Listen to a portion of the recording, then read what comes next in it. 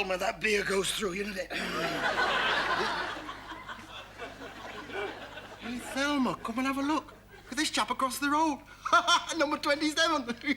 He's sitting up in bed drinking champagne. Cheeky devil. He's got a bird with him. Oh, she's funny. Oh, she's big.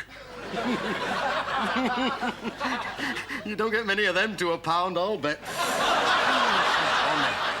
She's lovely. Oh, she's taking her coat off. She's got a nightdress on underneath. Oh, be prepared, eh, Thelma? It's a red one, the same colour as that one I bought you for Christmas. Thelma! Come back, Thelma! Come!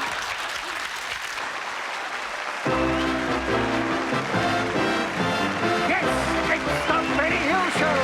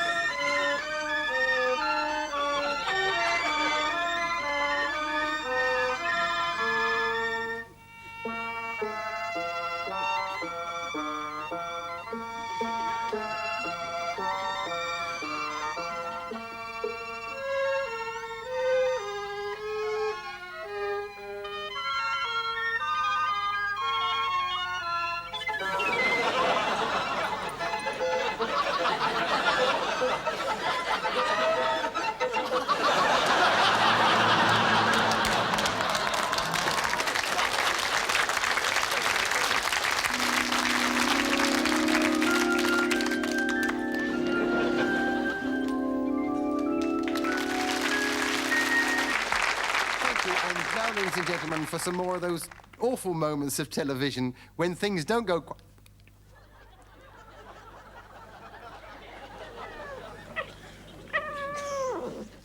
I'll kill that bloody cat. I'd reached the age of 14 and I hadn't started courting, and my mum was getting worried about me. She says, Dad, it's time you told him all about the birds and bees. He says, the birds and bees, and he sat me on his knee. He says, now, remember Uncle Joe at that picnic a while ago where we went off into the woods with Auntie Pat? And how I chased old Riley's daughter, and what happened when I caught her? I said, yeah. He said, well, birds and bees does that. Dad works very hard indeed. Well, he got 10 kids to feed. Well, 10 and 7 nights to be precise. And we all wear hand-me-downs. And as I am the youngest and the others are all girls, it ain't very nice. Dad says, it's time that you got wed. I says, I'd rather drop down dead. He says, now, how about old Maud from Itley Down? I says, Maud, not bloody likely. She'd been had by all the chaps in Itley. He said, well, Itley's really quite a little town. He says, you've got to get a wife. You can't go on enjoying life, or folks will think you're strange and start to frown. I says to him, now, look, why should I buy a book when there's a thriving lending library in the town? One day I found a friend. It was up by Badger's End. Little pigeon fell down at my feet. His feathers was flecked with red, and at first I thought he's dead, and then I knelt and I felt his little heart still beat. I cupped him in my hands and I ran home to my mam, and she said, son, I'm as proud of you as I can be.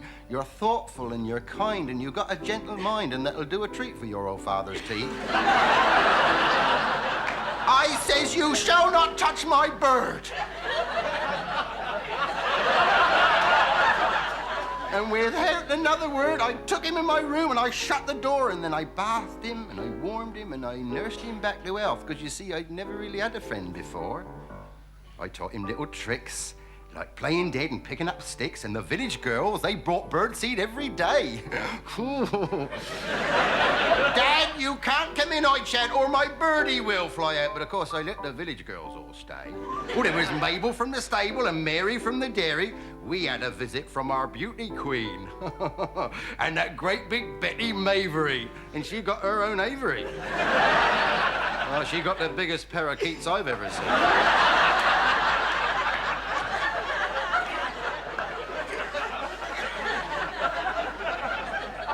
Dad says you ought to let him go.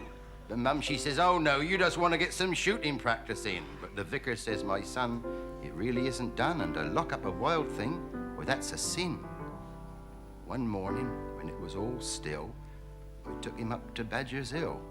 I lost the only little friend I had that day. Not a word I said, I just kissed his little head, and I opened my hands, and I watched him fly away. He circled up and round, and then he settled on the ground, and off he went straight up to the sky. And then I looked, and I could see he was flying back to me. And then he swooped, and then he pooped right in my eye.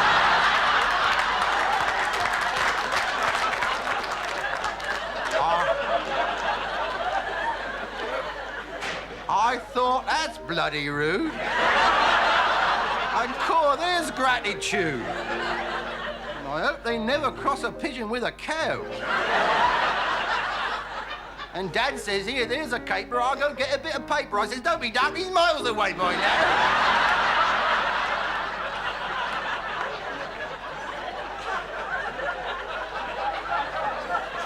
Dad says, I know you lost a friend, but it's really not the end.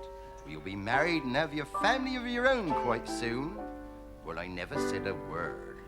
But you see, that little bird had lured 18 little ravers up to my room.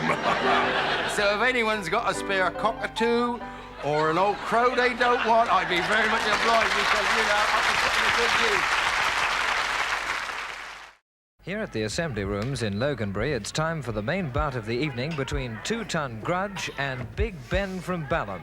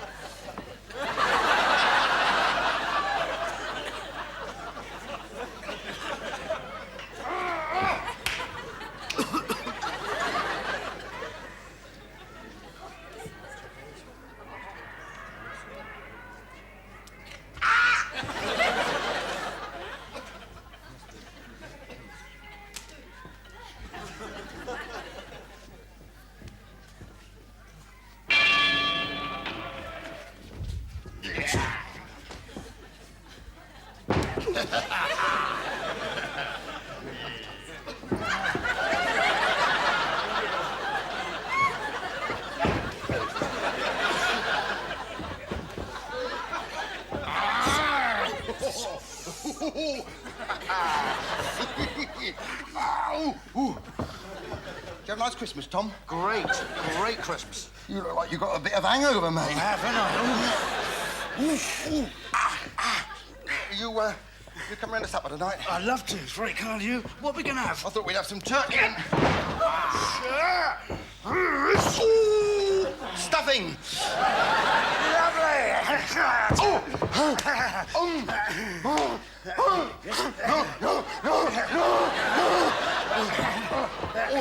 You should see our Christmas tree, Tom. It's lovely, yeah? It's all hung with fairy lights. Here, look at that one in blue down there. Cool, that bird, I wouldn't half like to... Take her out.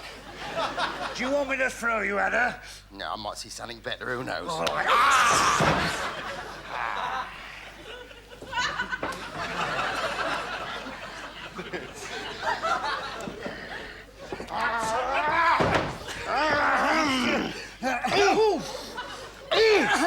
Are you bringing Ethel? Rather not, if you don't mind. Has she been upsetting you again, Tom? Yes, yes. You know your trouble, don't you? No. Well, you're too soft. Hearted. She's making my life a misery, Ben. Oh, yeah. Oh, God! Oh. I don't know what's come over you, Tom.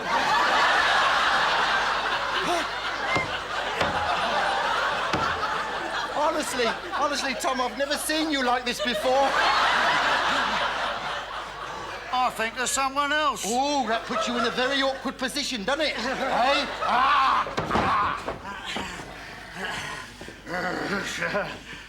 You know your trouble, don't you? No. You're too easily hurt. It's your trouble, mate. You've got to get yourself straightened out. She's making me a nervous wreck. Yeah.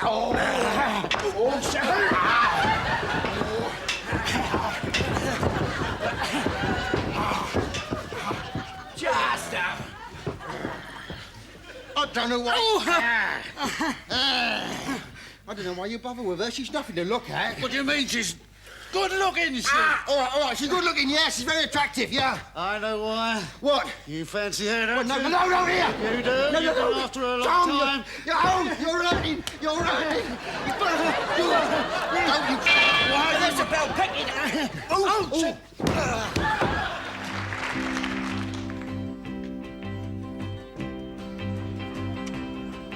We passed each other in the street today. The memories came back. Like the first time that you came to lunch at my poor old mammy's shack. She said, now tell me, can you guess what's for lunch today, my son? Well, I knew it was roly-poly pudding, 'cause she only had one stocking on. But those golden days are over, they're in the long gone by. Nevermore will they return, no matter how we try. I went swimming in my birthday suit in the pond down by the weir. I saw you there, I said, go away. But I pretended not to hear. I said, if you don't go, I'll stay in the water till it gets dark. I said, don't worry about me, ma'am. I just came to feed the shark. But Those golden days are over, they're in the long gone by. Nevermore will they return, no matter how we try. But it was just this morning that I again saw you. But I was with my husband and several children too. As I passed you in the street, oh, I smiled, for I could see what a big, fat, ugly crow you turned out to be. But those golden days are over, they're in the long gone by. Nevermore will they return, no matter how we try.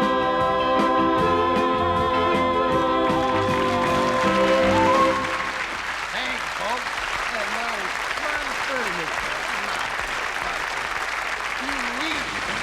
Come here, man. Ladies and gentlemen, you may remember in the last series we showed you some of those moments on television when things, you know, go wrong. I would like to add this in no way reflects upon the technicians here at Thames Television, who have at all times done their very, very best and shown an efficiency which is quite remarkable in the field of entertainment.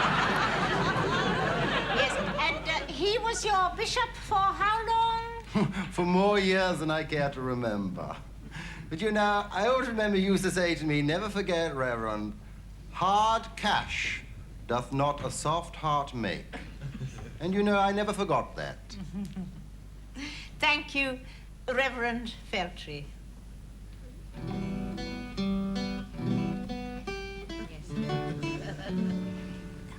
Never found out what the silly old twit meant. I mean, stupid old thing.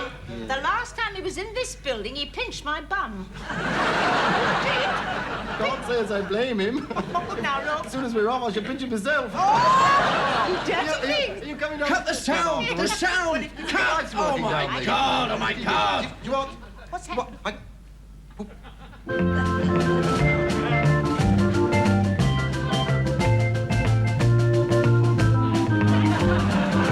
it! You know, we'll have to move that mic stand. Was something wrong? I didn't see anything wrong myself with that. Was the band out of tune?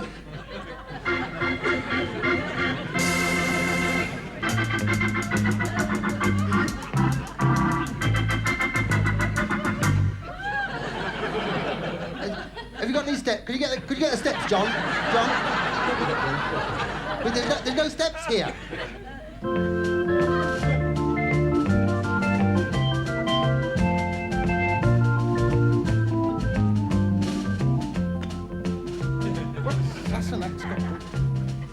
Who are you expecting then, Jimmy Clitheroe? I can't get it out, it's no good. Stop the music. God, I've never had this trouble before on the BBC.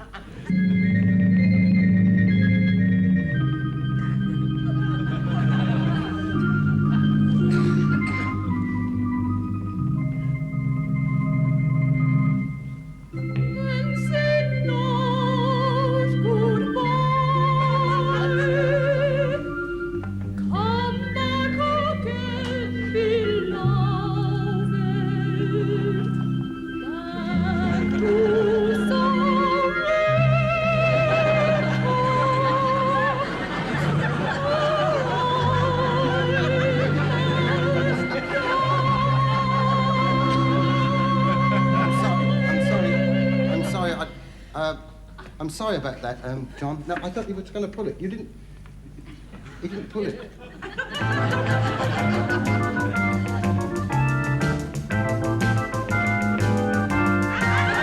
Zach, just a minute.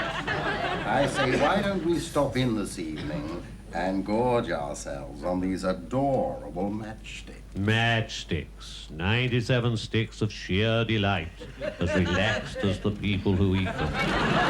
Oh, what is it, George? Well, I can't help it, it's her. I think about her, innit?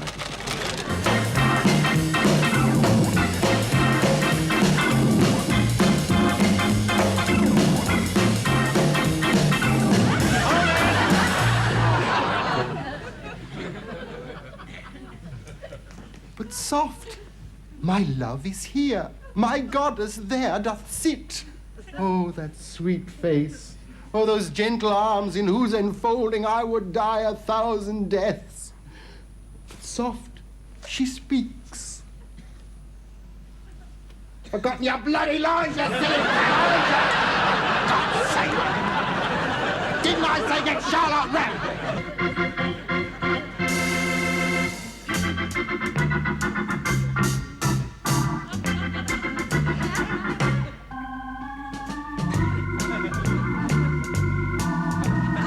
Melody that haunts you night and day,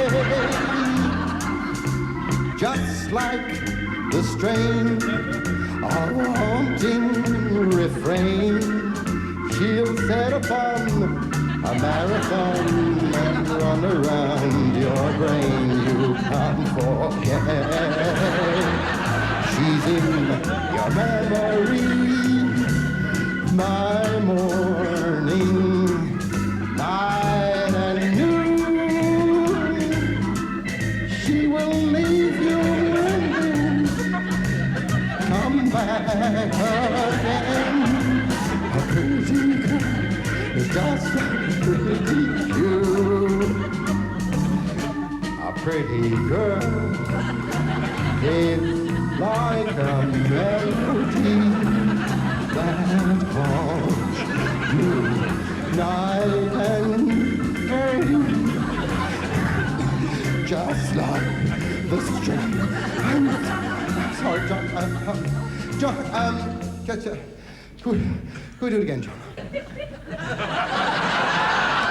was the right picture. I thought you might like to see it. Hold it, George. What?